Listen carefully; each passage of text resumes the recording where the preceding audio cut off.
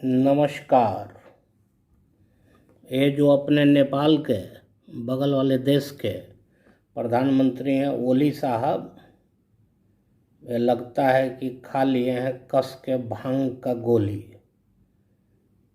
कुछ दिनों से जब से चाइना का हाथ इनके सर पे पड़ा है, तब से ये भारत के खिलाफ अनाप शनाप मनोरंजक बयान दे रहे हैं साहब। आज का ही बयान देखिए इनका। इन्होंने कहा कि प्रभु श्री राम का जन्म अयोध्या पुरी नेपाल में हुआ था।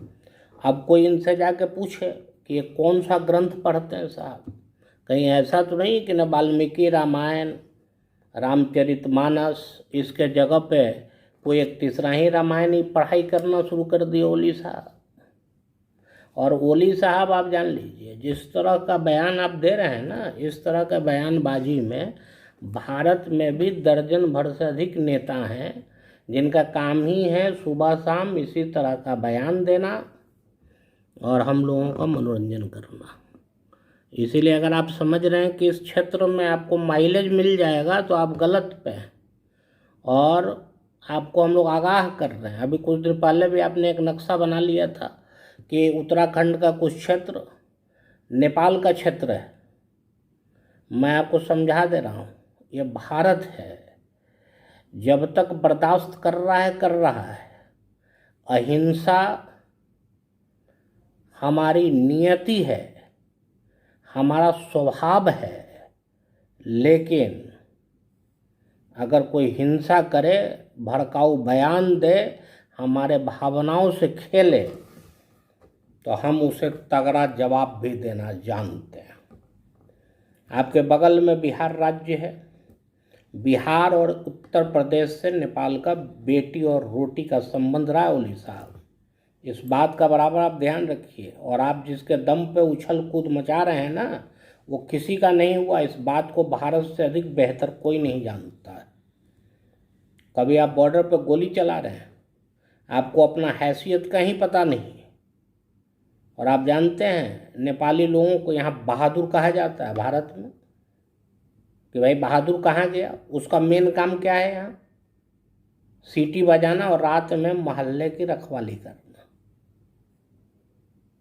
अब आप समझ जाइए आपकी हैसियत क्या है।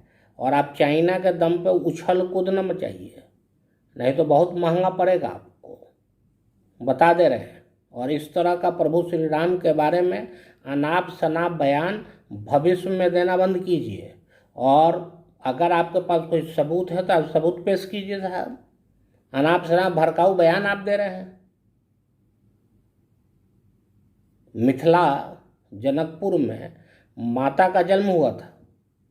क्या कभी किसी भारतीय ने इस बात का दावा किया कि है ना माता का जन्म यहाँ हुआ था, भारत में हुआ था? वैदेही नाम ही है उनका। मुझे तो समझ में नहीं आता है कि आपके जैसे जोकर को आप प्रधानमंत्री कौन सा बना दिए। मनोरंजन आप कर रहे हैं लोगों का, और इस तरह का मनोरंजन न कीजिए। इससे आपस का संबंध खराब हो रहा है। अगर इसमें कोई आपका राजनीतिक चाल है तो वह भी एक गलत मंशा है आपका, बता दे रहे हैं आपको। और भारत के साथ लड़के कभी आपका भला नहीं होगा। और अगर श्री बिहारी अगर चला गया ना आपके यहाँ, श्री बिहारी, उसी को नहीं आप संभाल पाइएगा। और आप पूरे भारत के साथ आप झंझट लेने की तैयारी कर रहे हैं, और आप बॉर्डर पे गोली आप चला रहे हैं। हैसियत है आपका नेपाल का। इसीलिए जोर से जय श्री राम बोलिए। और जितना आप पाप किए हैं ना, इस सब पाप को धोने के लिए एक बार अयोध्या आइए, माथा टेकिए और प्रभु राम से माफ़ी मांगिए। और भारत के खिलाफ चाइना के साथ पे गलत सलत बयानबाजी करना बंद कीजिए, नहीं तो आपका तो कुछ नहीं होगा, लेकिन नेपाली जनता जिनके साथ हम लोगों का संबंध है उनको फिर नुकसान हो जाएगा, जिसका तकलीफ हम लोगों को होगा। जय श्री राम।